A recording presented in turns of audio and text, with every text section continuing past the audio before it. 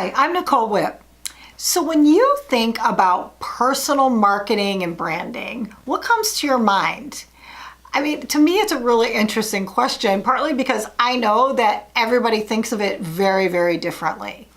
But when it comes to cultivating your greatest personal advantage, your greatest competitive advantage, you, and when it comes to personal marketing and branding, those two things really go hand in hand. And so what do you need to do to increase your personal marketing and branding so you can increase your personal competitive or greatest competitive advantage? This is video number 4 in my series of leadership videos that I'm talking about this topic. So if you haven't watched the other ones, make sure you go back and check those out before continuing on to this one. This is Healthy Success 101, smart success without the burnout and overwhelm. Thanks for joining me. It's great to see you here.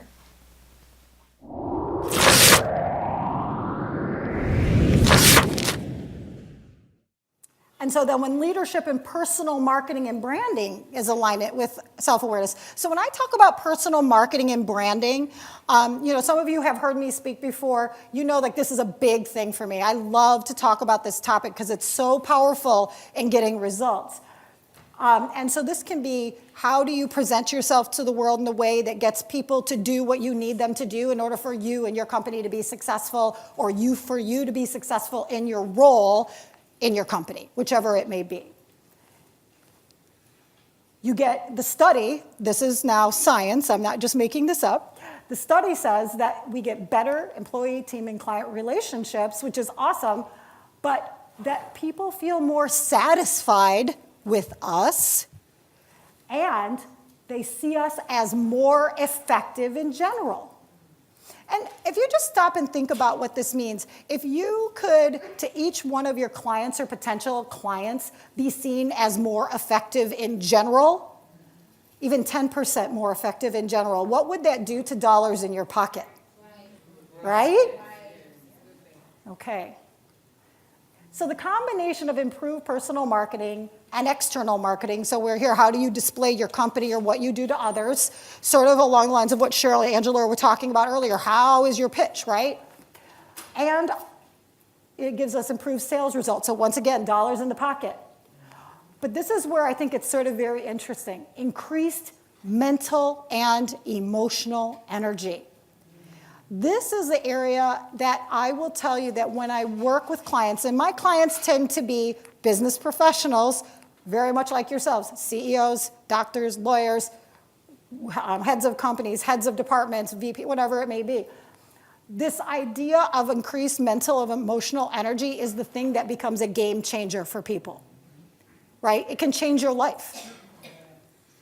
So imagine what that would feel like. Imagine what it would feel like if you could, by this time next year, have 10% better in mental and emotional energy on a day-to-day basis, 25% better, 50% better. What would that mean to you personally and to the people that you care about? To your clients? It would be huge, right? Because you could be more present, more engaging, more effective, more productive.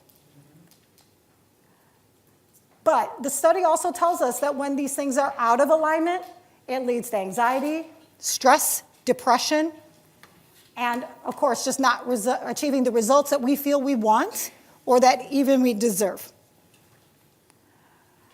And one of the questions that they asked was, okay, so if you have a high level of internal self-awareness, like if you're the kind of person who really feels like, yeah, I know my motives, I know why I'm doing things, I've really thought about this, I've done all the things to figure this stuff out, does that automatically correlate to a high level of external self-awareness, how others see us? So the study asked that question. And what they found was that there was virtually no relationship between having a high level of internal self-awareness and a high level of external self-awareness, how others see us. And in fact, that people who are introspective and are mostly concerned about how they and why they do things report worse job satisfaction and worse well-being. They're less self-aware.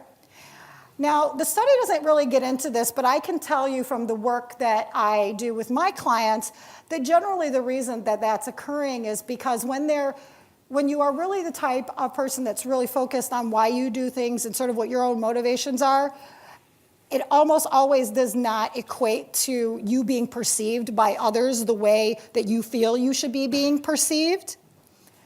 And that can lead to a lot of resentment and feelings of frustration, right? Because when those two things are not connected, it makes you feel worse, not better, right? And so that's my 2 cents about why that is the case.